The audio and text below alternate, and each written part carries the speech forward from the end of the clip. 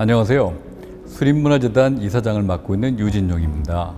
저희 수립문화재단은 오랫동안 중앙대학교를 운영해 오신 동교 김희수 선생께서 자신의 모든 재산을 대한민국 국민들을 위해서 남기고 가신 단체입니다. 이 재단의 주인은 대한민국 국민 여러분입니다. 저를 비롯한 저희 재단의 임직원들은 동교 김희수 선생의 뜻을 받들어 여러분들께 봉사하기 위해서 최선을 다하고 있습니다. 동교 김희수 선생님께서는 평생 인재양성, 나눔과 기부, 문화입국의 정신을 가지고 이 세상에 널리 전파하기 위한 노력을 하셨습니다. 이번에 저희가 하는 김희수 시민학교는 이러한 김희수 선생의 뜻을 펴기 위해서 기획된 인문학 아카데미입니다. 철학, 예술, 사회, 정치, 역사 등 다양한 주제를 통해서 시대의 흐름을 가름해보고 큰 호흡으로 우리들의 일상을 차분하게 성찰해보는 기회를 갖고자 합니다. 저희는 김희수 시민학교를 통해서 지금 살아가고 있는 이 세상에 바람직한 시대정신은 과연 무엇인지 탐구하는 평범한 사람들이 이 배움터를 통해서 나눌 수 있기를 기대합니다. 공공성과 인문정신을 바탕으로 더불어 사는 가치를 배우고 나눔으로써 보다 나은 세상이 만들어지기를 기대하고 있습니다. 오늘 김희수 시민학교 첫 번째 강의에서는 철학편입니다. 한국외고대학교 양현종 교수께서 수사학자가 바라본 역사와 나눔의 미학을 주제로 강연하겠습니다.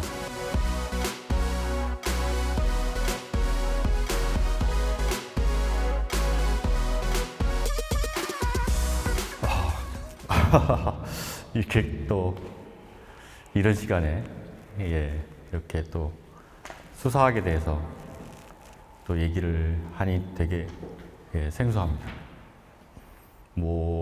저 같은 경우에는 제가 이제 철학 강의를 하는데 보통 아침 9시부터 11시 사이에 철학 강의를 하면은 굉장히 힘들어요.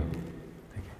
왜냐면 이제 그 학생들이 9시에 그 첫째 수업을 들으려고 오려고 그러면은 멀리서는 한 2시간 가깝게도 아마 몇십 분씩 일찍 일어나야 되는데 그 일찍 일어나서 그 지하철을 타고 비몽사몽간 와서 9시부터 이 관념의 세계의 철학 얘기를 하면은 애들이 이게 내가 지금 꿈에서 깨어나는 건지 아직도 내가 잠에 있는 건지 되게 힘들어요. 그래서 보통 9시부터 철학 강의를 하려고 그러면은 선생님들이 대부분 회피합니다. 그리고 마찬가지로 학생 여러분들도 보통 철학 강의 잘 안 들으려고 그래요. 그래서 9시에서 11시 사이에 이 철학 강의가 제대로 이루어진 적이 별로 없어요. 별로. 그러니까 저 같은 경우에는 이제 그 철학 강의를 한다고 이제 굉장히 나름대로 쉽게, 정말 쉽게, 그야말로 초등학교 1, 2학년도 이해할 수 있을 만큼 쉽게 하는데도 불구하고 학생들 되게 어려워하더라고요. 일단 기본적으로 철학은 기본적으로 어렵다고 생각을 하는 경향이 되게 강해요. 왜냐하면 여러분들도 철학책을 보면은 되게 어렵다고 생각을 하고 저 역시 마찬가지였습니다. 저는 이제 올해가 제가 임관 30주년이 되는 해예요. 그래서 제가 1990년에 그 당시에 그 노태우 대통령을 모시고 제가 졸업을 했습니다. 그래서 제가 90년도에 졸업을 해서 올해가 임관 30주년이에요. 그래서 원래 임관 30주년을 되게 크게 합니다. 제 모교인 육군사관학교에서 화랑연변장에서 후배들 다 세워놓고 도열해서 우로밭 그러면 이제 딱 또 자식들 나 30년 전에 나의 모습이구만 해갖고 이제 격려도 하고 막 악수도 하고 막 이러거든요. 올해 이제 코로나 때문에 다 이게 지금 9월달, 10월달로 연기가 되는데 그 연기가 된 것도 좀 아쉬운데 지금 이제 행사 자체를 못 한다 그래갖고 저희 30주년 인간 이 기념일은 이제 사라지게 됐습니다. 그래서 어저께 문자를 보니까 할 수 없으니까 돈으로 행사 비용을 이제 나눠서 한 사람씩 준다 이렇게 얘기를 하더라고요. 그래서 저도 이제 30년 전에 이제 임관을 해서 제가 한 군대생활 대략 한 15년 정도 하고 제가 자의반 타의반으로 제가 이제 그 군에서 이제 나와서 이제 공부를 했는데 처음에 철학책을 딱 보니까 진짜 무슨 말인지 모르겠더라고요. 저 같은 경우에는 야 그래도 뭔가 그 생을 마감하기 전에 철학 공부는 좀 한번 해보고 싶더라고요. 뭔가 있을 것 같고, 그죠? 노래 가사처럼 시청 앞 지하철역에서 보는 것처럼 아직도 그 무언가를 찾으려고 노력을 하는 그런 마음이 있어서 그런지, 예, 철학책을 보고 싶더라고요. 그래서 제가 외대에 이제 와서 저희 이제 지도 교수이신 이제 박찬 교수님하고 같이 이제 계속 철학책을 읽었는데 처음에는 저도 무슨 말인지 모르겠더라고요. 그래서 9시부터 그 왔다 갔다 하는 학생들 보면 저희 모습을 또 보는 것 같아요. 잘 모르니까. 저를 모르니까. 그래서 제가 오늘은 좀 정말로 쉽게 왜냐하면은 저는 믿음이 있어요. 어떤 믿음이냐면 그 안데르스 에릭슨이라는 사람이 있어요. 그 심리학자인데 이 사람이 이제 1만 시간의 법칙이라는 얘기를 하신 분이에요. 여러분들은 이제 칙센트 미하이라 그래서 플로우, 몰입이라는 또 책을 쓰신 분이 있죠. 두 분이 라이벌이에요. 그러니까 둘이 만나면 맨날 싸워요. 싸운다고 해갖고 뭐 집어던지고 뭐 이론으로 싸우는 것도 아니고 둘이 대척점에 있어요. 대척점에서. 그 1만 시간을 이론적으로 그 제공하신 그 안데르스 에릭슨이라는 사람은 이 사람은 의식적인 연습이 필요하다는 거예요. 어느 정도 기술적인 단계를 올라가려면 의식적인 연습이 필요하는데 그 의식적인 연습을 1만 시간 해야 된다는 거예요. 그러니까 하루에 보통 한 적어도 2시간에서 한 4시간 사이를 10년을 하면 그게 1만 시간이에요. 10년을. 그래서 10년을 해서 기술이 어느 정도 이렇게 올라가면은 그 기술에서부터 이제 노력을 하게 되면 성취가 되고, 그죠? 성취가 되고, 그다음에 그 기술을 갖다 발전시키는데 1만 시간이 필요하다는 게 이제 이분 에릭슨의 그 주장이고, 칙센트 미하이는 뭐냐면 의식적인 연습이 필요 없다는 거예요. 뭐냐면 내가 몰입을 한다는 거예요. 몰입을. 그러니까 보통 이제 프로골프 선수들이 의식을 해갖고 팔이 이쪽으로 들어가야지.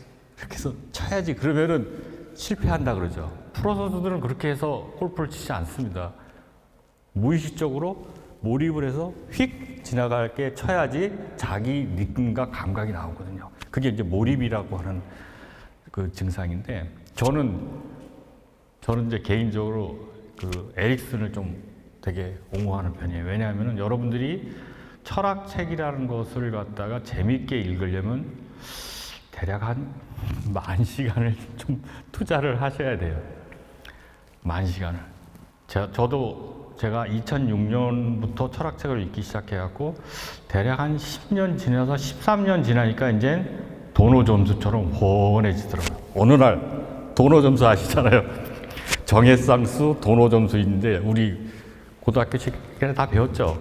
도노 점수는 선종, 정해쌍수는 교정 해갖고 선종, 교정해서 고려 시대에는 초기에는 이 교정이 강하고 고려 후기에는 선종이 강했다. 그래서 선종이 강한 거에 바로 이제 도노 점수고 이제 교정이 강하니까 이제 정해쌍수다. 근데 정해쌍수보다도 저는 도노 점수 쪽으로 환해지더라고요. 한 10년 지나니까. 그리고 한 12년, 13년 되니까 이제는 이게 좀 뭐라고 표현해야 되나, 이게 직관이라 그럴까요? 직관이 되면서 이게 맥이 이렇게 짚어져요. 맥이 이렇게 딱 짚어주면 여기는 뭐다. 그리고 그 다음에는 그림이 어떻게 되고 그 다음번에 그림이 어떻게 되는지 이게 짚어지더라고요. 이렇게. 그러니까 보통 한 10,000시간 정도가 필요한 것 같아요. 근데 여러분한테 지금 10,000시간을 요구하면 좀 무리니까 제가 좀 쉽게 재밌게 어쨌든 간에 저는 오늘 제 목표는 뭐냐면 수사학자가 2500년 전에, 그렇죠? 이소크라테스나 고르기아스나 프로타고라스라는 사람이 수사학자예요.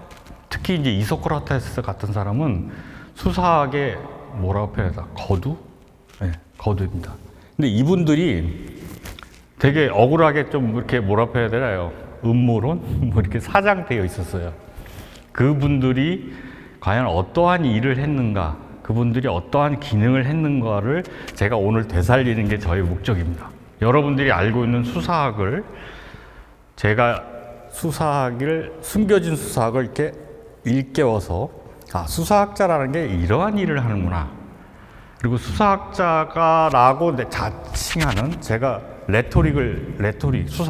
수사학 여러분들 수사하라 그래서 제가 수사학자입니다. 그러면 다 대뜸 뭐야 경찰 수사를 얘기하나 이래버려요. 그 경찰 수사학 뭐야 그 경찰 시험 공부 준비하나 이래버려요. 수사학 그러면 그게 아니라 수사학이 레토릭이에요. 레토릭 글 쓰고 말 잘하고 이런 학문이거든요. 그 수사학자들이 과연 어떻게 했었고 그 수사학자들의 그 역할과 기능이 어떠한 건지를 제가 자칭 수사학자라고 얘기하는 사람이 오늘날 제가 여러분한테 수사학이라는 게 이런 거고 수사학자가 이런 작업을 했기 때문에 역사를 통해서 수사학자가 역사를 통하면 이렇게 보고 그 다음에 나눔이라고 하는 것은 또 이렇게 볼 수가 있겠구나라는 것을 제가 여러분한테 잘 설명을 친절하게 해드리면 저는 오늘 강의가 성공한 거예요. 그래서 수사학자로서 제가 오늘 이 자리에 섰습니다. 왜? 저는 사실 수사학이라 그래갖고 처음에 그 박정현 교수님이 저한테 그러더라고요. 저를 늘 양소령이라고 부르거든요. 왜냐면 제가 전역을 소령을 했기 때문에 양소령 수사학 공부 한번 해봐 그러는 거예요. 저는 하나도 몰랐어요. 하나도 모르는데 수사학 한번 공부해봐 그러는 거예요. 왜요? 그랬더니 이게 뜨는 학문이야 그러시더라고요. 그냥 한마디로. 그래서 그때부터 이제 수사학하고 저가 인연을 맺어서 한 13년을 이렇게 봤거든요. 14년 봤는데 처음에는 저는 수사학에 대해서 공부를 하는데 자료가 하나도 없더라고요. 그저 제가 아는 수사학이라는 것은 플라톤이 과거 대화록에 작은 것을 크게 하고 사소한 것을 갖다가 별로 사소하지도 않는 걸 갖다가 뻥 튀기는 아주 파렴치하고 경멸할 극악무도한 놈. 이거를 갖다가 수사학자라고 얘기를 하고 그걸 갖다 싸잡아서 소피스트 이렇게 얘기하더라고요. 그러니까 저는 수사학자와 소피스트를 갖다가 연구를 하려니까 자료가 없어요. 자료가 없었어요. 그래서 이제 자료를 이제 찾고 묻고 해서 이제 공부를 하기 시작을 해서 제가 오늘 이제 여러분한테 수사학이라는 걸 이제 쉽게 얘기를 하는데 수사학이 되게 재밌는 학문인 이유가 뭐냐면은 철학하고 수사학이 상충관계에 있습니다. 이게 무슨 말이냐면은 과거 2500년 전에 그리스 철학에서는 수사학이 대세였어요. 수사학이. 왜냐하면은 내가 논쟁에서 이길 경우에 내 재산을 지킬 뿐만 아니라 다른 사람의 재산도 내 재산이 되기 때문에 수사학이 굉장히 발달해 있습니다.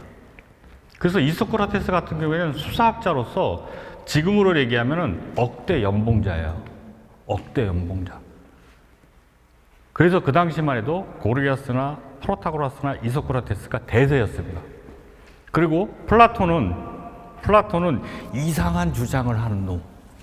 소크라테스는 지금으로 얘기하면 좀 그렇지만은 또라이. 자식이 말이야 쓸데없이 열받아가서 맨날 아고라 광장에서 그게 악악악악 되는 놈.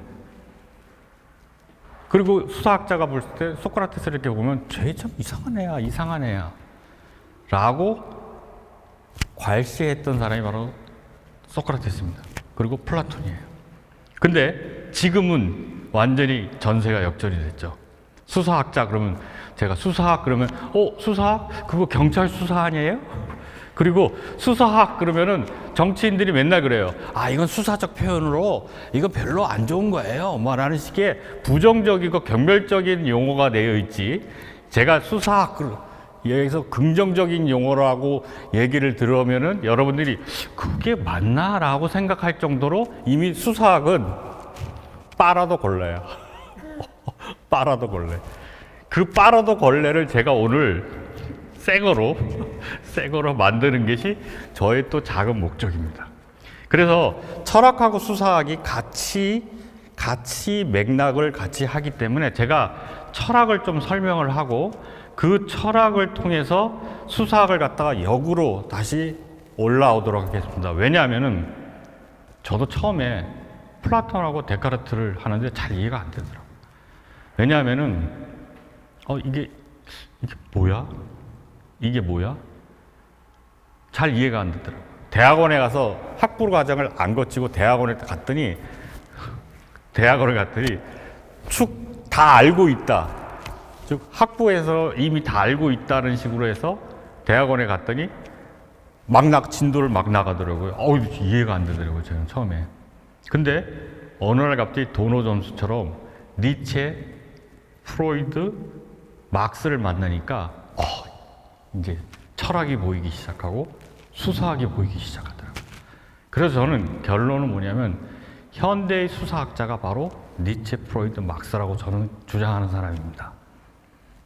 그래서 여러분한테 철학에 대해서 일단은 얘기를 하고 철학과 수사학이 어떤 것이 다른지를 조금 설명을 한 다음에 현대의 수사학자인 니체, 프로이드, 막스가 과연 어떤 얘기를 했는지 그리고 그것이 과연 어떻게 역사를 통해서 나눔의 미학까지 가는지를 제가 조금 약간 좀 쉽지만은 좀 천착해서 그래서 심오하게 좀 얘기를 드리도록 하겠습니다. 여러분, 플라톤 철학은 말이에요. 플라톤 철학은 되게 재밌어요. 뭐가 재밌냐면은 플라톤 철학은 저는 이제 항상 빨간 삼각형 얘기를 합니다. 학생들이 하도 이해하기 힘들어하기 때문에 전 플라톤 첫 수업을 빨간 삼각형으로 시작해요. 그래서 제가 아마 일본어나 중국어도 가능하다면 제가 아마 일본, 중국의 대학에 가서도 저는 강의가 가능할 거예요. 왜? 모든 세계의 첫 번째 시간 다 플라톤으로 시작합니다. 플라톤부터. 그래서 플라톤이 바로 모든 철학의 시발점이고 모든 학문의 시발점이에요. 자, 그럼 빨간 삼각형이 뭐냐면 여러분들 제가 지금 질문을 드릴 거예요. 제가 칠판에다가 빨간 삼각형이 아닌 제가 칠판에다가 삼각형을 제가 그리겠습니다 하고 삼각형을 이렇게 그리면은 여러분들이 머릿속에 이미 빨간 삼각형이 있기 때문에 저 교수가 삼각형을 이렇게 칠판에 그릴 것이다 라고 생각을 할 겁니다. 근데 제가 엉뚱하게 동그라미를 이렇게 그리잖아요, 칠판에다가. 그러면 학생 여러분들은 교수님 삼각형을 그리겠다고 말씀을 하셨는데 왜 동그라미를 그립니까? 라고 얘기를 하실 거예요. 그죠? 왜? 여러분들 머릿속에는 이미 빨간 삼각형이 있기 때문에 그래요. 근데 제가 자, 삼각형을 또 그립시다 라고 해놓고 요번에는 사각형을 이렇게 그리면은 여러분은 저 사람 이상하네. 왜 삼각형을 그리자고 해놓고 아까는 동그라미를 그리더니 이제는 왜 사각형을 그리지? 라고 얘기를 하면서 요번에는 좀 강하게 어필할 거예요. 아니 교수님 자꾸 이상하게 삼각형을 그리자고 해놓고 왜 동그라미에 이어서 왜 사각형을 그립니까? 라고 여러분들을 강하게 반발할 거예요. 자, 이렇게 반발하는 이유가 뭐예요? 바로 여러분들한테는 빨간 삼각형이 있기 때문에 그렇습니다. 빨간 삼각형이라고 하는 것은 뭐냐면 바로 여러분들이 갖고 있는 머릿속에 있는 기준이에요. 기준. 즉 플라톤이라는 사람은 기준을 얘기하는 거예요. 기준을. 내가 빨간 삼각형이 있어. 빨간 삼각형이 있기 때문에 여기서도 칠판에도 삼각형을 그릴 수가 있고 천정에도 삼각형을 그릴 수가 있고 여기 탁자 위에도 삼각형을 그릴 수가 있는 겁니다. 왜? 빨간 삼각형이 여러분 안에 있기 때문에. 즉 외부로부터 들어오는 객관적 실제가 안으로 들어와서 그 안으로 들어온 그 빨간 삼각형이 내 안에 있기 때문에 그것이 기준이 돼서 삼각형을 그릴 수가 있는 겁니다. 삼각형을. 자, 그게 기준이에요. 기준이 삼각형이 빨간 삼각형이 내 안에 있기 때문에 그렇습니다. 자, 내 안에 있는 빨간 삼각형이 있기 때문에 소크라테스는 당연히 너 자신을 알라라고 얘기를 할 수밖에 없었죠. 왜? 야, 너 나한테 질문을 해도 나는 빨간 삼각형이 나는 있는 줄 알아. 즉 소크라테스는 객관적 실제를 본 사람이에요. 빨간 삼각형이 있다는 걸 알고 있는 사람인 거죠. 따라서 빨간 삼각형이 있다는 걸 알고 있는 사람이 너도 빨간 삼각형이 있어 라고 얘기를 하고 너 자신을 알아 그러면 나도 참 빨간 삼각형이 있으니까 내 스스로 질문을 하고 내 스스로 답을 낼 수가 있는데 왜 나한테 물어봐 이거죠. 그러니까 소크라테스는 삼파수를밖에 얘기할 수가 없었던 거예요. 왜? 내가 빨간 삼각형을 나는 봤어. 객관적 실제가 있는 기준이 있는 걸 나는 본 사람이야. 그 본 사람이 나는 알고 있어. I know 하는 거죠. 나는 알고 있어. 근데 너는 you don't know야. 근데 내가 보니까 너는 모르는 것 뿐이지 빨간 삼각형이 있다는 걸 너도 알 수가 있어. 따라서 너 자신을 알라는 건 뭐냐면 내가 내 스스로 답을 알 수 있는 빨간색 삼각형이 너가 있다는 걸 너 스스로 알아. 나는 단지 그 빨간 삼각형이 너 안에 있다는 걸 내가 옆에서 가르쳐만 줄 뿐이야 라고 얘기하는 게 그게 뭐예요? 삼파술이라는 거죠. 삼파술은 그런 배경으로 나타납니다.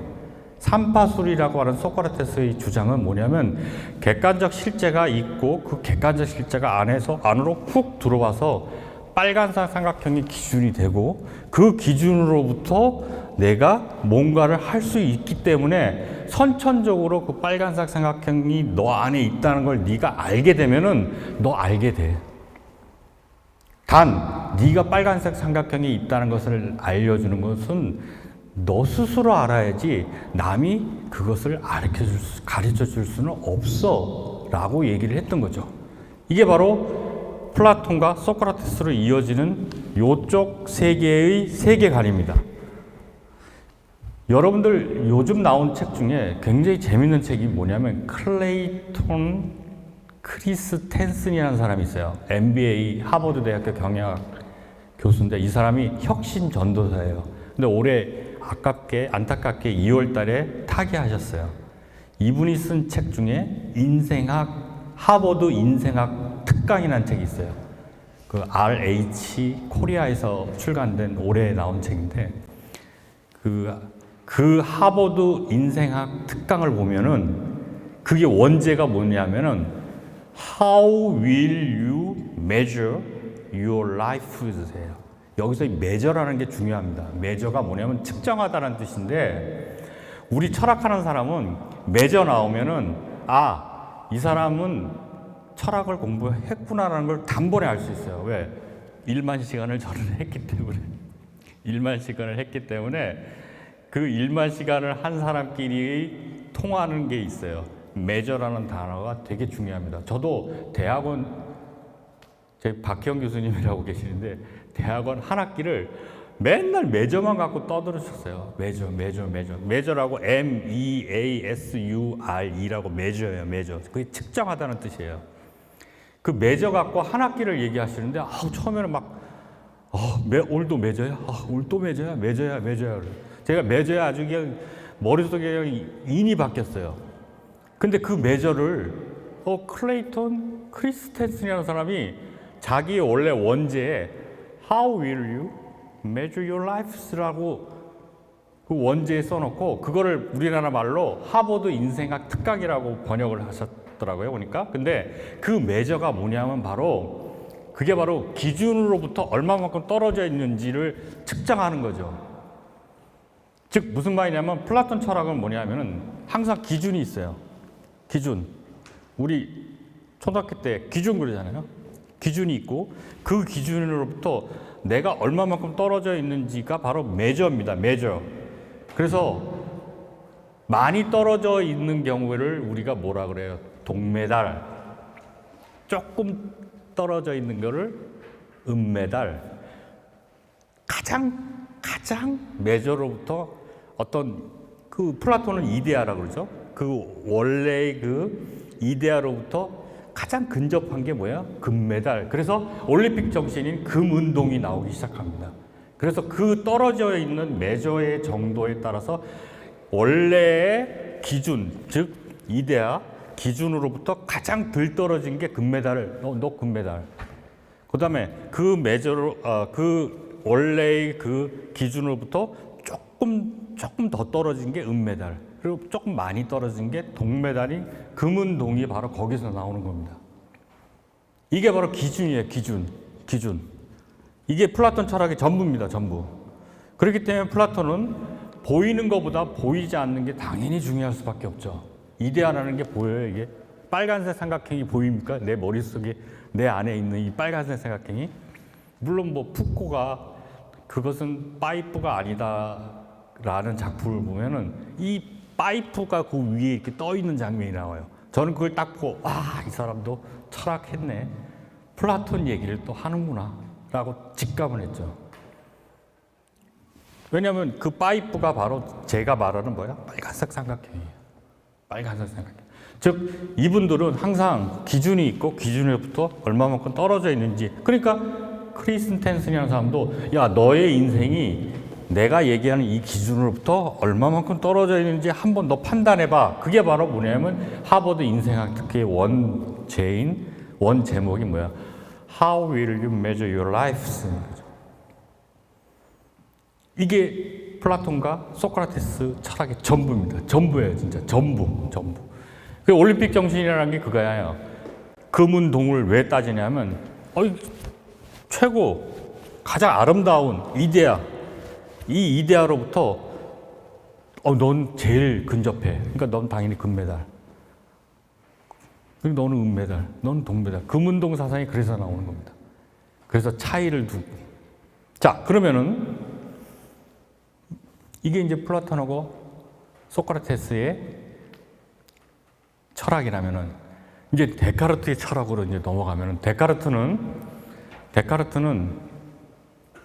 이 기준이 어디 있냐면 바로 객관적 실제에 있지 않고 어디에요? 주관적 실제에 있다는 거예요. 어디? 인간 정신 안에 있다는 거예요. 이 기준이 내 인간 정신 안에 있다는 거예요. 데카르트가 썼던 정신 지도의 규칙을 보면은 무슨 얘기를 하냐면, 데카르트가 이렇게 해요. 내가 보니까, 이게 태양이 이렇게 있는데, 태양이 이 주변에 있는 대상이 달라진다고 해서 태양 빛이 달라지지를 않아. 이 물병이 있고 핸드폰이 있는데, 핸드폰과 물병이 이 전등이 이렇게 비치는데, 이 전등 빛에 얘가 달라진다고 해서 이 빛은 달라지지 않다는 거죠. 당연하죠. 마찬가지로 얘를 데카르트는 뭐라는 건 지혜라 그래요. 이 지혜가 있는데 지혜가 대상에 따라서 달라지지 않아. 따라서 그대로 표현하자면 하프를 키는 손과 농사를 짓는 손이 달라질 수가 없어. 똑같은 지혜에 의해서 얘와 얘는 구별이 되지 않아. 라고 얘기를 하는 게 바로 데카르트입니다. 그러면은 그 태양이, 요 객관적 실제가 옛날에는 뭐였어요? 플라톤하고 소크라테스는 이게 빨간색 삼각형이었단 말이에요. 이 빨간색 삼각형인 태양이 이제는 어디로 들어와요? 인간 정신으로 들어오는 거지. 인간 정신으로 딱 들어오는 순간 인간 정신이 기준이 되는 거예요. 기준이. 그래서 그 유명한 뭐가 나와요? 좌표라는 게 나오는 겁니다. 좌표가 뭐냐면 내가 기준이야. 내가 기준으로부터 얼마만큼 떨어져 있느냐에 따라서 매저를 하겠다는 거예요. 그러니까 얼마만큼 인간의 힘이 이제는 굉장히 강력해졌어요. 어마어마하게 강력해졌죠. 옛날에는 객관적 실제라는 빨간색 삼각형이 밖에 있던 게 안으로 훅 들어오면서 걔가 기준이 됐는데 이제는 그럴 필요 없다는 거예요. 밖에 있는 빨간색 삼각형을 내가 안에 들어와서 기준으로 삼을 필요가 없고 내 스스로 인간 정신이 기준이 되는 순간 인간 정신 자체가 이제는 권력을 갖게 되는 거죠. 권력을. 그래서 나오는 게 뭐야? I can do it! 라는 거죠. 너 자신을 알라는 소크라테스의 말에서 이제는 뭐예요? I can do it. 나는 할 수 있어. 나는 뭐든지 할 수 있어. 와, 봐라. 태양이 이렇게 있고 그게 지혜인데 태양과 지혜가 대상에 따라서 달라지지가 않아. 얘하고 얘가 달라진다고 얘가 달라지지는 않으니 이 자체가 있는 얘가 내 안에 있다면은 나는 I can do it 할 수 있죠. 따라서 권력과 힘을 가지고 된 인간이 어떻게 행동을 하냐면 바로 I can do it 함으로 인해서 뭐를 가지게 돼요? 파워를 가지게 됩니다. 힘을 가지게 돼요. 그 힘을 가지게 되니까 이제는 이제 뭘 해요? 신대륙도 발견하고 근대인이라고 하는 게 바로 그잖아요. I can do it 해갖고 야 내가 옛날에는 뭐 별 볼 일 없는 줄 알았더니 어머 나는 생각하는 그 인간 정신이 내 안에 있고 그러므로 나는 존재한대. 나는 생각한다 그러므로 나는 존재한대. 내가 생각하는 내가 단순한 게 아니라 이게 태양과 지혜와 같은 절대적 기준이 내 안에 있구나라고 생각하게 된 인간은 I can do it, I can do it 하고 신대륙도 발명하고 또 뭐도 발견했어요. 질병도 우리가 정복을 할 수가 있고 또 뭐도 할 수 있어요. 많은 것을 했었죠. 그게 바로 근대인이 표상했던 바로 객관적 기준에서부터 이제는 주관적 기준으로 간 거예요. 그게 데카르트 철학 이후에 근대인들의 철학이 거기서부터 등장하는 겁니다. 자, 그러면 플라톤 이제 서서히 반응이 이게 관념의 세계를 가면 이제 이게 호전명이에요. 호전명. 이게 이제 꿈이야, 생시야. 와, 저 사람 얘기하는데 뭐 객관적 기준 얘기하고 주관적 기준 얘기하는데 이게 뭔 소리야? 뭐 이래버리고 우리 학생들은 굉장히 능력이 뛰어나더라고요. 막 나는 못하겠는데 그 유체 이탈을 많이 하더라고. 몸은 여기 있는데 정신은 저기. 막 날라다녀. 그리고 조금 있으면은 굉장한 또 행동을 하죠. 제가 예수가 아닌데 저한테 절을 막 하죠. 민망해 죽겠어. 그 단계에 오면 저도 민망해져. 유체 이탈 단계는 그래 뭐 너희 정신 세계니까 그러다가 갑자기 절을 하게 되면 이제 그다음부터 당황스러워져요. 저도. 그러면 이제 다시 점검하게 되죠. 잠깐만 너무 갔나? 뭐 이러는데 너무 갔나? 그러다가 간 것 같지 않은데 그렇지 난 1만 시간의 기술을 갖고 있는데 아직 참 1만 시간을 올라면 좀 멀었지 참. 그러니까 그게 재미없을 수가 있지 이렇게 생각을 하죠. 저는 철학책 읽으면 되게 재밌어요. 왜 재밌냐면 저는 9시 전에 잡니다. 보통 9시 전에 자요. 그러니까 8시 한 반에서 9시 사이에 자서 눈을 딱 뜨면 새벽 한 2시 반에서 3시에 일어납니다. 오래된 습관이에요. 왜? 제가 아까 솔저라 그랬잖아요. 군인이라고. 그러면 군인에서 제일 안 좋은 거 2가지가 뭐예요? 군대 생활 여러분 다 하셨죠? 군대 생활 내가 이거 2개만 없으면 내가 할 수 있을 것 같아. 첫 번째가 뭐예요? 근무. 그 다음에 불침번. 이거. 저 같은 경우에는 불침번이 이게 몸에 배 있어갖고 이렇게 툭 치면 딱 떠져요. 그리고 자기 전에 2시 하면 진짜 2시에 눈이 탁 떠집니다. 그렇게 오랫동안 생활해서 그런지 저는 이상하게 9시에 자잖아요. 그럼 눈이 탁 떠지면 2시 반에서 3시 사이입니다. 그러면 이제 학생들 뭐 과제 채점하고 뭐 하다 보면 이제 아마 한 4-5시간 지나고 그리고 나서 이제 철학책을 보는데 철학책 너무 재밌어요. 새벽에 이렇게 일어나잖아요. 그래서 읽으면은 그럼 우리 집사람 이제 저하고 이제 저희 집사람하고 제 배우자하고 한 10년 동안 넘게 이제 제가 이제 같이 이제 철학 제가 공부하면서 집사람이 우리 저 배우자가 너무 싫어해요. 이제는 처음에는 새벽 한 4시 5시쯤에 툭 쳐요. 제가 내가 드디어 알아냈어.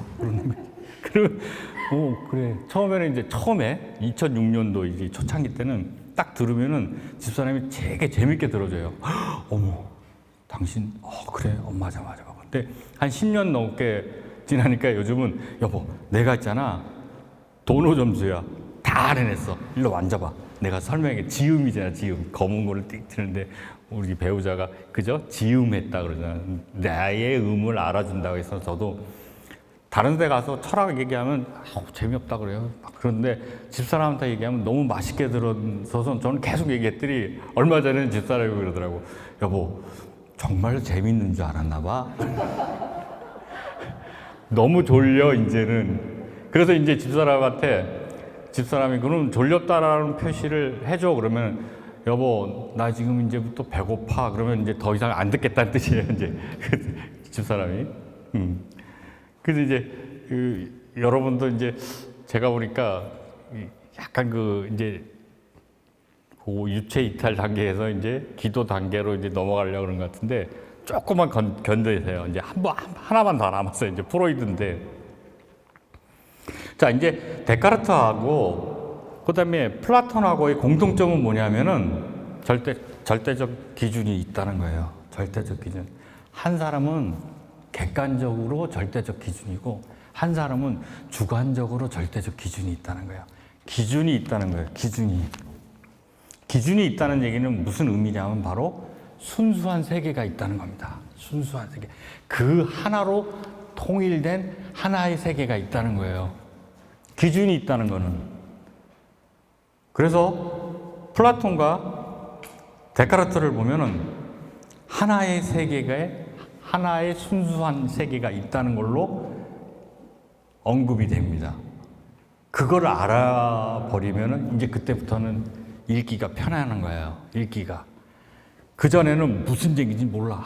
도대체 왜 비싼 쌀 먹고, 아니, 요즘은 고기도 별로 안 쓰고, 뭐죠? 그러니까 비싼 쌀 먹고 왜 이렇게 헛소리를 하나 그러는데, 그 일만 시간을 견뎌내고 그 세계에 이렇게 들어가면 그다음부터는 야들야들해집니다.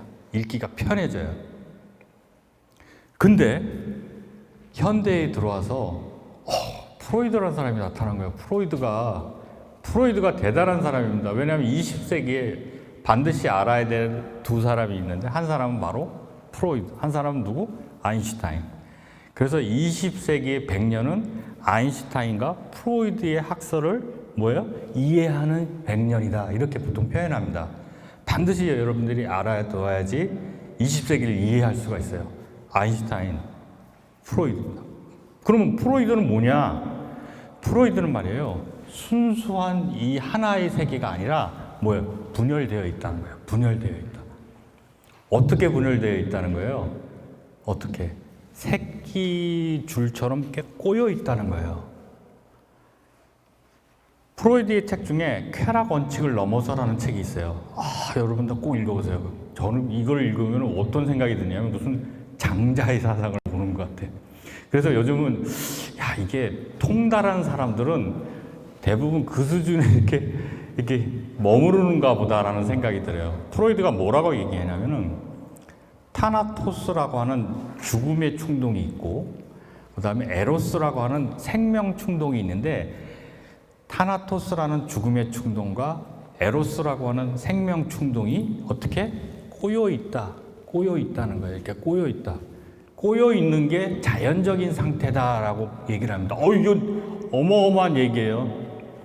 옛날에 플라톤과 데카르트는 꼬여 있다 이렇게 얘기하지 않아요. 어떻게 얘기하냐면 내가 기준이 있어. 근데 기준에서부터 얼마만큼 떨어져 있느냐, 즉 메저를 갖다가 얘기를 하고 똑같아요, 둘 다.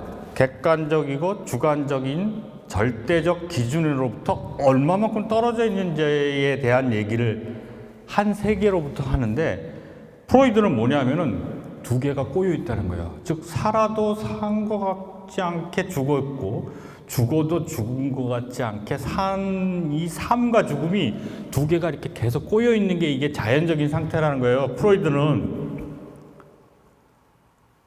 이 프로이드가 그런 얘기를 하면서부터 또 니체도 같이 나타납니다.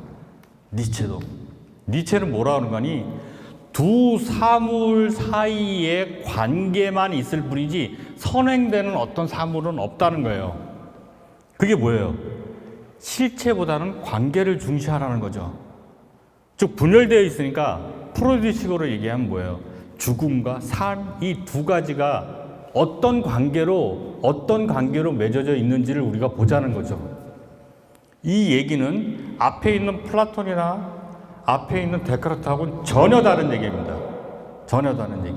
그래서 우리가 플라톤, 데카르트, 프로이드 이 세 명을 보면은 철학이 흘러오는 단면도를 볼 수 있어요. 철학이 오는. 거기에 맞춰서 나타나는 게 또 막스잖아요. 막스가 뭐라고 얘기하냐면은 내가 보니까 말이야 상품과 화폐의 관계가 중요해. 왜냐하면 이 화폐를 보니까 이 자식이 상품에서부터 출발했는데 어느 날 자기 족보를 다 말소시키고 자기가 짠! 여기서부터 화폐부터 시작했다고 주장을 하는데 이런 완전 사기꾼이야. 너 화폐 너 그거 사기치지 마. 너의 탄생 배경을 보면은 화폐 이전에 상품에서부터 시작해서 화폐로 왔는데 너 왜 너 족보인 이 앞에 있는 상품의 관계를 다 말소시키고 너 여기서부터 시작하려고 그래. 내가 너 사기친 거를 내가 조사해보고 그걸 갖다가 내가 관계를 밝혀내겠다라고 한 게 뭐예요? 그게 바로 자본론의 처음부터 끝까지 얘기입니다. 캐피털리즘 여러분 읽어보시면은 처음부터 끝까지 화폐 너 사기쳤어 임마. 어떻게 사기쳤냐? 상품에서부터 시작된 너의 애초의 존재를 갖다가 너는 말소시키고 왜 지금서부터 너 스스로가 마치 여기서부터 탄생한 것처럼 얘기를 해. 너 웃기는 놈이네? 라고 막스가 주장한 그 막스의 얘기가 뭐냐면 바로 상품과 화폐의 관계예요. 관계. 즉 프로이드도 관계를 얘기했고 니체도 관계를 얘기했고 그리고 막스도 관계를 얘기한 겁니다. 그 관계라는 건 뭐냐면 하나의 실체가 있고 그 실체로부터 얼마만큼 떨어져 있느냐를 따졌던 두 철학자인 플라톤과 데카르트에 비해서 이 뒤에 있는 철학자인 세 명인 니체, 프로이드, 막스는 그런 어떤 기준이 되는 그런 실체가 없고 두 관계만이 그러니까 니체 같은 건 뭐라 그래요? 뭐라 그럽니까? 힘의 의지 이렇게 표현. 투쟁 이렇게 투쟁 힘의 의지 이렇게 나가잖아요. 니체는 즉 이 뒤에 있는 세 명은 뭘 봤어요? 관계를 본 거예요.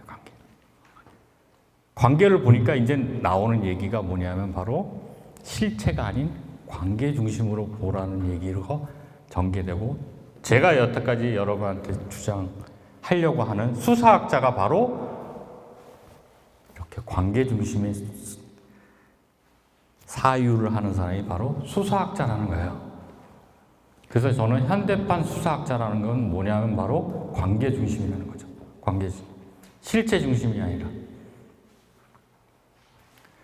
자, 이렇게 되면은, 요렇게 그림이 그려지면은, 여러분들이 제가 제시한 이 처음부터의 책 내용이 이제 이해가 되기 시작을 하는 거예요. 왜? 제가 말하는 역사성이라는 건 뭐냐면은, 실체를 강조하는 사람한테는 역사성이 없습니다. 당연하죠. 왜? 절대적 진리가 있는데 무슨 그 다음에 뭐가 되고 그 다음에 뭐가 되고 뭐가 필요해요. 절대적 진리가 있는 사람한테는 플라톤한테는 시간이라는 개념이 없어요. 타임리스라 그래요. LESS 붙이면 아니라는 뜻이죠. 타임리스예요. 즉 플라톤이 생각했던 객관적 기준, 즉 빨간 삼각형은 뭐냐면 시간이 필요 없는 거예요. 오늘도 빨간 삼각형, 내일도 빨간 삼각형, 어저께도 빨간 삼각형이었지 이게 시간이 지나면서 변해가는 역사성을 가질 수가 없던 겁니다. 그러니까 이 세계에서는 타임리스한 거예요. 타임리스한 거. 시간이 필요 없고 그 다음에 value free라고 해서 뭐예요? 중성적인 거. 그리고 context free라고 해서 뭐야? 맥락이 필요 없어요.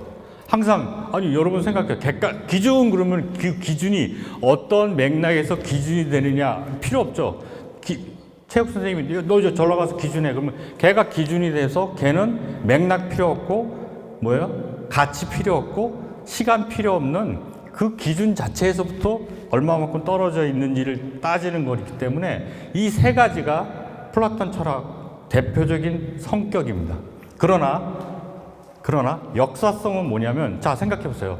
우리가 토마스 쿤의 과학혁명 구조를 보면 이쪽 패러다임에서 저쪽 패러다임으로 간다.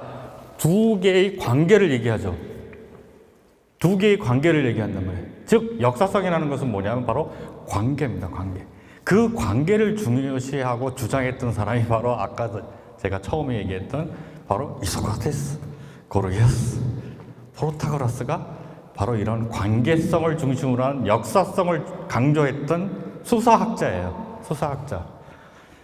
그러니까 이 수사학자들이 보기에는 플라톤 같은 사람은 야, 너 어떻게 절대적인 기준이 너 그 있을 수가 있냐? 너 이거 뭐 시간이 지나면 또 이렇게 이 관계에서 저 관계로 가고 저 관계로 갈 이거 같은데 너는 어떻게 이게 절대적인 기준이 있다고 얘기를 하니? 너 내가 보니까 너 또라이 같아 이런 거지. 또라이 같아 그런 거죠. 근데 이제 그 상황이 이제 역전이 됐어요. 역전이 돼서 지금은 수사학자 그러면 아까 제가 얘기한 것처럼 뭐야? 경찰 수사하는 그리고 정치인들이 얘기하는 그 수사적 표현에 그 수사라고 하는 부정적인 말만 남기게 됐죠. 지금은. 자, 그러면은 제가 이제 역사성을 얘기를 했잖아요. 역사성을. 그러면 절대적인 진리라 역사성인데 저는 이걸 어떻게 풀었냐면은 이제 나눔으로 들어갑니다. 나눔으로. 이제 시간이 다 됐네. 벌써 8시 이제. 그래서 나눔으로 이제 들어가겠습니다. 나눔으로. 제가 얼마 전에 읽었던 책 중에 하나가 절멸의 인류사라는 책이 있어요. 저는 이 책을 너무 재밌게 봤어요. 절멸의 인류사라고. 사라시나 이사오라는 그 일본의 이 사람은 좀 그 직함이 좀 재밌더라고요. 지금 뭐냐면 무슨 박물관 그 연구원이에요. 박물관 교수는 아니시고 박물관 연구원인데 이분이 뭐라고 얘기하냐면은 되게 재밌는 얘기를 해요. 뭐냐면 진화론적으로 얘기를 하시더라고요. 우리나라에서 진화론 얘기하는 좀 별로 이런 책이 나오지도 않아. 우리나라는 나오지도 않아요. 그래서 제가 유심히 봤는데 너무 재밌는 얘기를 하더라고요. 어떤 재밌는 얘기를 하냐면 직립 이족 보행이 있어요. 직립 이족 보행. 뭐냐면 직립 이족 다리 2개를 갖다 이족 보행을 한다는 거예요. 그래서 이 사라시나 이사오가 뭐라고 얘기하냐면은 이거 저도 너무 깜짝 놀라는 게 우리 인간이 두뇌가 무거워서 그 무거운 두뇌를 지탱하기 위해서 이렇게 호모 엘렉투스처럼 똑바로 섰다. 저는 이렇게 알았어요. 용량이 이제 크니까 용량이 크니까 그 용량 큰 거를 받쳐주기 위해서 허리가 이렇게 딱 쓰고 그 받쳐주는 허리에 의해서 이제 고기를 많이 먹게 돼서 고기 먹어서 이제 용량이 더 이제 커졌다. 이렇게 저는 이해를 했는데 그게 아니라는 거예요. 그게 너무 재밌잖아요. 그게 아니래. 그럼 너 뭐니? 그랬더니 직립 이족 보행을 하게 된, 즉 허리를 똑바로 쓴 이유가 뭐냐면 700만 년 전부터 침팬지와 유인원이 갈라지기 시작했을 때 어떤 현상이 벌어졌냐면 깜짝 놀랐어요. 거기 책에 이제 제가 글을 썼지만 네 발로 걸어 다니게 되면은 고릴라 보세요. 네 발로 걸어 다니게 되면은 그 고기를 이렇게 줘야 되잖아요. 고기를 줘야 되는데 고기를 주려고 네 발로 걸어 다니면 고기에 흙이 묻잖아요. 그죠? 흙이 묻으니까 흙이 안 묻게 하려고 내 배우자와 자식들한테 흙이 안 묻게 하려고 자꾸 쓰다 보니까 이렇게 가다 보니까 쓰게 됐다는 거예요. 쓰게 됐다는 거예요. 그렇게 표현을 하더라고요. 그래서 직립 이족 보행을 하고 나서부터 인간이 쓰게 됨으로 인해서 이 대후두공이라고 하는 건데 이 대후두공이 뭐냐면 이 척추에서부터 그 머리에서부터 척추가 일자로 쭉 뻗어 있는 걸 대후두공이라고 그래요. 그 대후두공이 인간이 앞으로 나오게 됐다는 거예요. 개는 뒤에 있습니다. 여러분 보세요. 개는 뒤에 있으니까 대후두공이 여기가 뒤에 있으니까 개는 네 발로 걸어 다녀요. 그러나 인간은 대후두공이 앞에 있기 때문에 허리를 세우게 되고 입이 안으로 들어가요. 저 말티즈 키우거든요. 말티즈 키우는데 입이 툭 튀어나왔잖아요. 강아지 보시면 입이 툭 튀어나왔어요. 당연히 입이 튀어나오고 대우 두공이 뒤에 있고 그러니까 네 발로 걸어 다닐 수밖에 없죠. 왜? 네 발로 걸어 다녀야지 편하니까. 그러나 인간은 대우 두공이 앞으로 나오면서 입이 튀어나온 게 들어가고 허리가 딱 꽂혀 서면서 두 발로 걷고 다니는 이유가 뭐냐면 바로 절멸의 인류사인 사라시나 이사오가 뭐라고 표현하냐면 이거 고기 주려고 고기 주려고 너무 재밌더라고 저는. 그래서 그 부분을 너무 재밌게 읽었어요. 그러면서 절멸이라는 게 과연 무슨 뜻일까 고민을 했어요. 절멸이. 그래서 저는 그 책에 저 나름대로 해석을 붙였어요. 뼈의 수사학이다. 뼈의 수사학이다. 저는 개인적으로 말과 문자와 글, 수사학자인데 잘 안 믿습니다. 잘 안 믿어요. 말, 글자, 문자 별로 잘 안 믿어요. 저는 그러나 뼈는 믿습니다. 뼈는. 뼈에 새겨져 있는 그 수사학은 거짓말하지 않아요. 다시 말해서 화석에 적혀져 있는 그 세월에 역사적인 세월에 묻혀져 나온 그 역사성을 저는 믿지 말, 문자 전 니체 쪽이고 그러다 보니까 수사학 쪽이고 수사학 쪽으로 저는 그러니까 앞쪽에서 이렇게 보니까 수사학이 안 보이는데 뒤에서 이렇게 보니까 수사학이 보이더라고. 수사학은 뭐냐면 바로 역사를 따지는 겁니다. 역사성.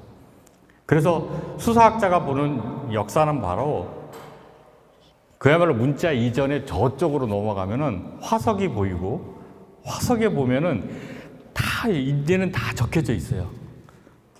그걸 파악을 할 수 있습니다. 그래서 뼈의 수사학을 보면은 나눔이라는 걸 알 수 있어요. 뭘 나눔이냐면 아니 인간이 뇌 용량이 문제가 아니라 사랑하는 배우자한테 자식들한테 고기를 주려다가 허리가 섰다니까.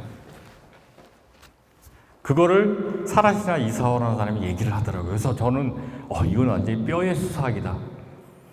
제가 수사학을 전공하는 사람으로서 절멸의 인류사를 보니까 저는 뼈의 수사학이 보이더라고요. 왜?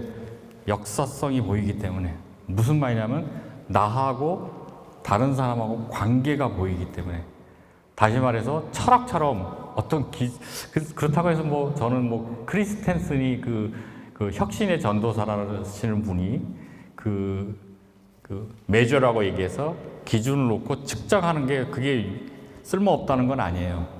왜냐하면은 이게 되게 재밌어요. 뭐가 재밌냐면 철학이 이렇게 융성할 때는 수사학이 찌그러지고 수사학이 융성할 때는 철학이 또 찌그러졌다가 다시 또 수사학이 융성하게 되고 철학이 찌그러지는 그야말로 얽히고 설킨 새끼줄처럼 얽히고 설키어 있는 것이 바로 그게 바로 학문인 것 같습니다. 즉 분열되어 있다는 게 맞는 것 같아요. 저는 분열되어 있다는 게.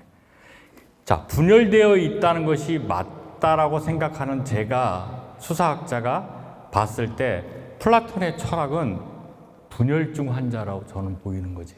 왜? 절대적인 기준이 훅 하고 안으로 들어왔잖아요. 그 안으로 들어온 절대적 기준이 이제는 내 안에 들어와서 기준이 되는 거예요. 그리고 나는 찌그러지는 거지. 그게 분열증 환자의 대표적인 예죠. 누구 예를 들면 쉽게 이해하실까요? 빵상 아줌마? 까락까락? 우주인하고 대화를 안 되잖아. 까락까락? 무엇을 알고 싶냐? 빵상 아줌마. 분열증이에요. 이분들은 내가 너네들한테 무엇인가 전파하노니 이렇게 얘기를 합니다. 왜? 이 사람들은 절대적 기준이 밖에서 안으로 들어왔어요. 그리고 그 절대적 기준이 절대적 기준으로서 역할을 하니까 어디서부터 떨어져 있느냐를 따지는 거지. 그럼 데카르트는 뭐예요? 수사학자인 제가 봤을 때는 데카르트는 편집증 환자야. 뭐예요? 가오나시처럼 모든 걸 다 삼켜. 생가치로 행방불명은 가오나시 나오잖아요. 모든 걸 다 삼켜. 그러니까 결국에는 다른 사람이 들어갈 틈이 없는 거예요. 왜? 내 안에는 전부 다 나로 꽉 차 있기 때문에. 그게 뭐예요? 편집증의 환자가 나타나는 증상이죠. 그래서 저는 분열증과 편집증이 이게 인간은 그러니까 여기서는 너 자신을 알려는 소크라테스의 말이 프로이드, 니체, 막스로 오면은 뭐예요? 분열되어 있는 너 자신을 좀 봐, 임마. 그렇게 단순하게 하나로 되어 있지 않아. 그러니까 우리 여러분 추적자를 보시면 옛날에 추적자 다 보셨죠? 추적자. 추적자에서 가장 최고의 대사가 뭐예요? 4885. 그죠? 아, 이 자식 봐라. 4885. 그러잖아요. 김윤식이가. 그죠? 4885잖아요. 거기 보면 되게 재밌죠. 왜? 아니, 김윤식이 얘는 그 미진이라고 하는 그 원조 교조하는 핸드폰에 뭐라고 나와 있어요? 쓰레기 이렇게 돼 있잖아요. 쓰레기. 쓰레기예요. 퇴역 경찰인데도 불구하고 그런 원조 교조에 미진을 이용해 갖고 돈을 버는 쓰레기예요. 근데 하중호 앞에 가니까 얘가 갑자기 착한 애가 되는 거야. 그리고 우리가 막 응원을 해. 자, 선과 악이 꼬여 있죠. 꼬여 있죠. 죽음과 삶이 꼬여 있습니다. 분열되어 있는 너 자신을 보라는 것이 바로 프로이드, 니체, 막스의 명령이에요. 병원 명령이죠. 그 사람들을 뒤에서부터 이렇게 보니까 맨 처음에 했던 수사학자가 보이기 시작하죠. 수사학자는 뭐냐면 바로 역사성의 관계성을 중요시해서 나는 역사적 진리를 얘기하는데 플라톤 너 왜 나를 상대적 진리라고 해서 나쁜 놈 만들었어? 이거지. 나는 진리가 없다고 얘기한 적 없어. 나는 관계에 의해서 이 역사, 저 역사를 이렇게 가면 그래도 역사적인 진리라는 게 있잖아. 그 역사적 진리를 나는 주장하고 싶은데 왜 나를 나쁜 놈 만들었어? 라고 하는 수사학자들은 플라톤 철학자들한테 되게 원한이 있어. 뭐냐면 너 왜 나한테 고귀한 거짓말을 해서 나를 왜 이렇게 얘기를 하는 거야? 이거죠. 그 고귀한 거짓말이라고 하는 것이 바로 제가 말씀드렸던 고귀한 거짓말이 바로 이겁니다. 왜? 나는 진리가 없다고 얘기한 적 없어. 진리가 없다고 얘기한 적 없고 나는 분명히 역사적 진리가 있다고 얘기했는데 내가 진리가 없다고 얘기를 나한테 몰아세우면서 너 나한테 고귀한 거짓말을 했어. 나는 너무 피해자야 라는 식의 수사학자는 뭐예요? 피해자 코스프레를 하는 거지. 난 너무 피해자. 난 너무 억울해. 내가 언젠가는 철학 위에 수사학으로서 다시 너하고 보다 더 위로 올라갈 날이 있을 거야 라는 거죠. 왜? 분열대에서 계속 이렇게 꼬여 있으니까 역사라는 게. 그 얘기를 저는 하고 싶었던 거예요.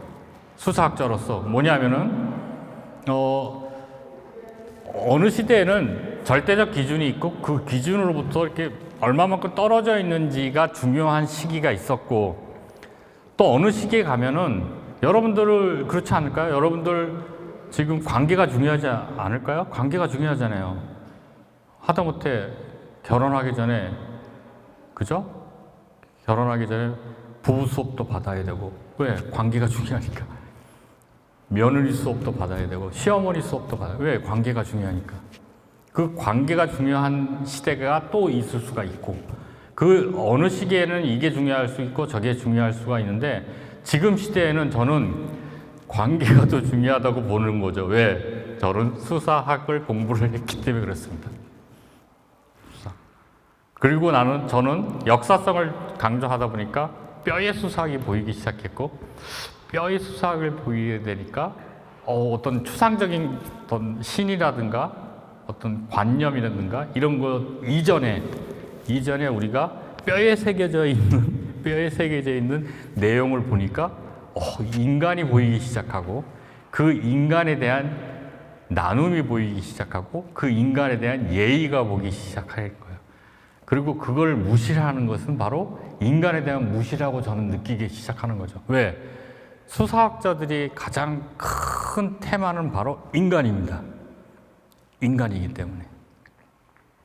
자, 그래서 오늘은 대충 이제 시간이 된 것 같습니다. 벌써 8시 10분이 됐기 때문에 제가 오늘 철학하고 수사학의 관계를 얘기하고 또 철학을 또 언급을 해서 그 역사를 통해서 수사학이 뭔지에 대해서 여러분한테 언급했고 또 그 수사학이 뭔지를 알게 되면은 이제 어떤 수사학의 그 진화적으로 좀 더 오래된 그런 역사성, 그걸 통해서 새로운 또 인간에 대한 모습이 또 보이기 시작하고 뭐 이런 것이 이제 수학자로서 하는 일이다라는 것을 제가 설명을 드리고 제 강의를 이제 마무리하도록 하겠습니다. 여러분 1시간 동안 저하고 같이 이렇게 같이 호흡을 맞춰주셔서 대단히 감사하고요. 저는 너무 좋아요. 왜냐면 요즘 계속 2시간 동안 모니터만 보고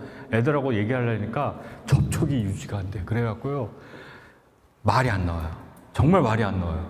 이렇게, 컨택이 돼야지, 눈을 보여야지, 여기서 좀 이렇게 끄집어내야지 이렇게 말이 나오는데, 얘기가 안 나오더라고요. 그래서 방금 아까도 뭐 4시 반, 5시에 수업을 마치고 오는데 말이 잘 안 나와서 되게 고생했는데 오늘 뭐 그래도 그거보다 좀 낫게 말을 한 것 같아서 저는 굉장히 개인적으로 다행이라고 생각합니다. 자, 경청해 주셔서 대단히 감사합니다. 질문 있으면 질문해 주세요. 그러니까 플라톤하고 데카르트는 뭐 절대적인 건 똑같았어요.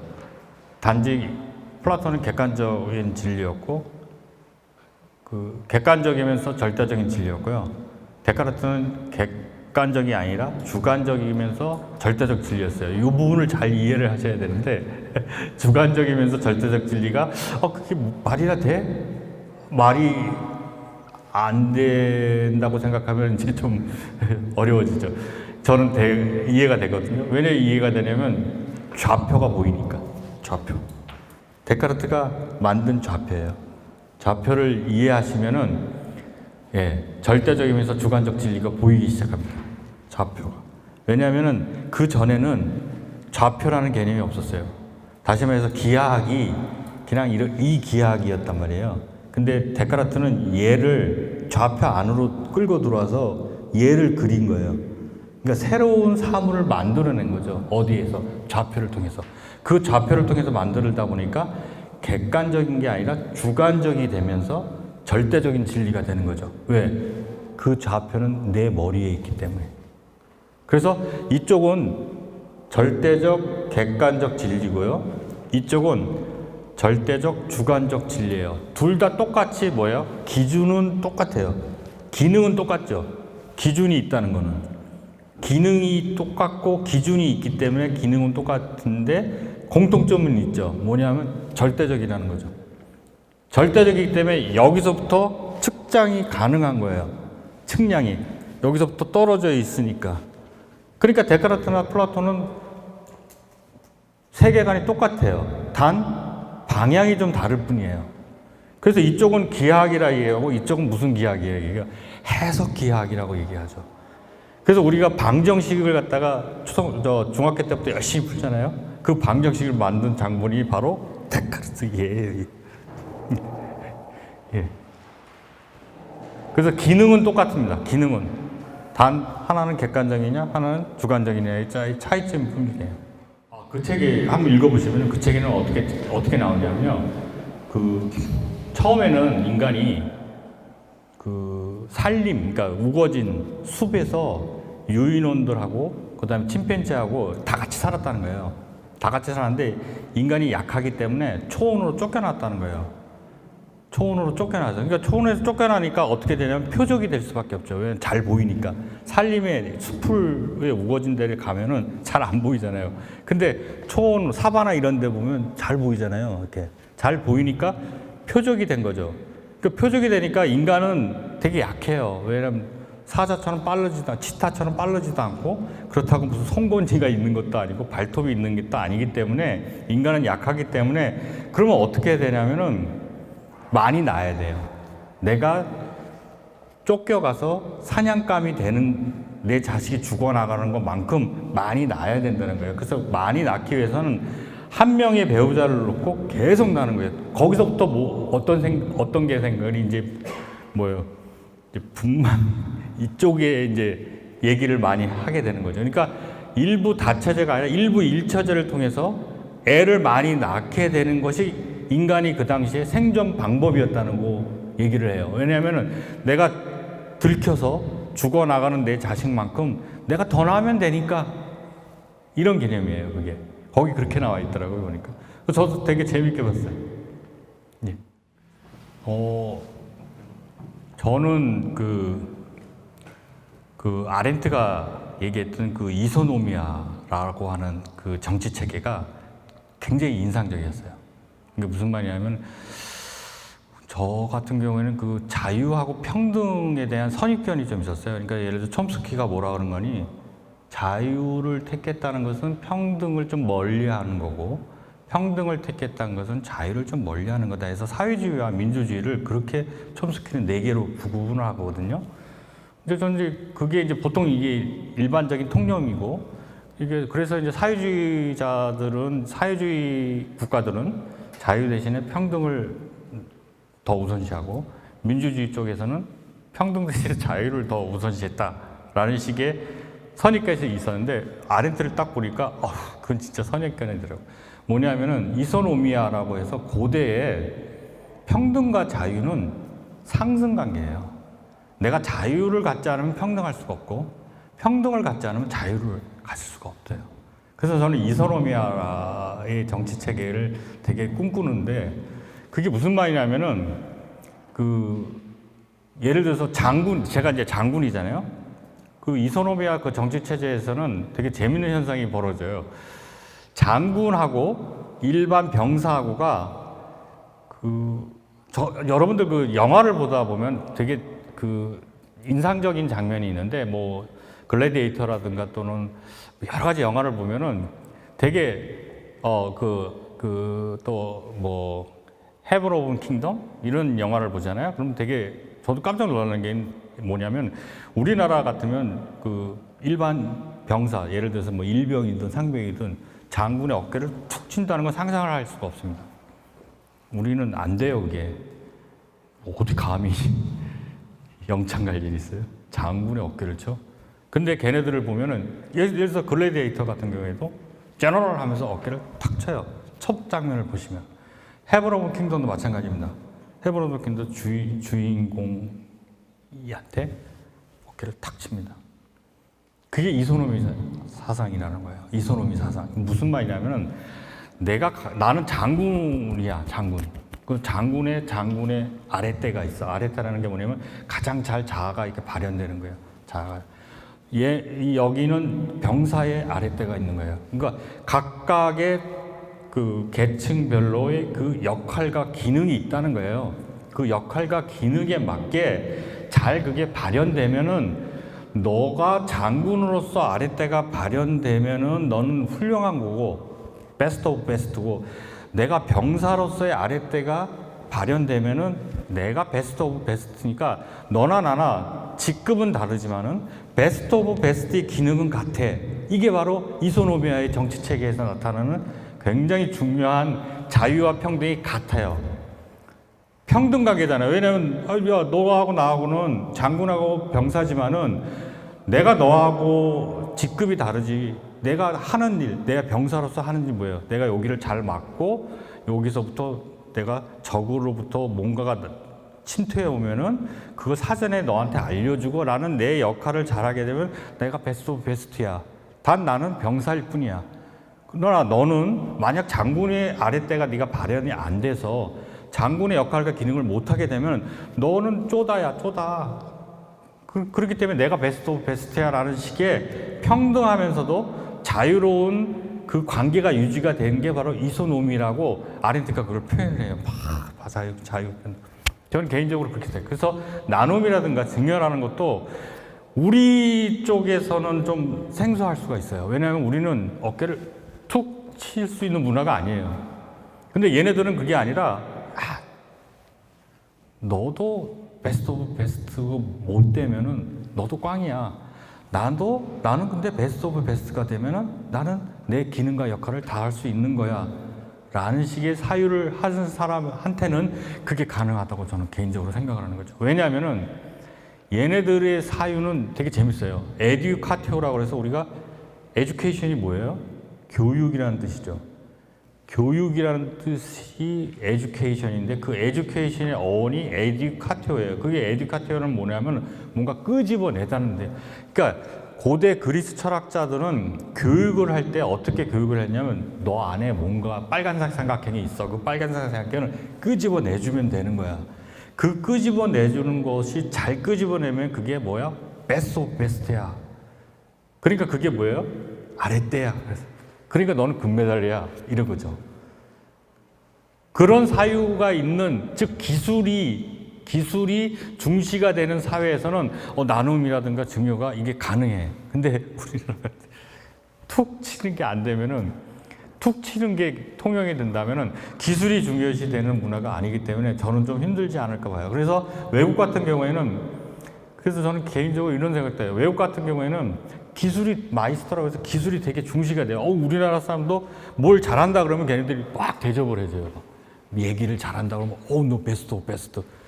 뭘 예를 들어서 뭐 이런 거 잘 만든다 그러면 이야 너 베스트 오브 베스트야. 근데 우리나라는 내가 베스트 오브 베스트를 갖다가 에듀카티를 끄집어내는 순간 저놈 사약을 내리세요.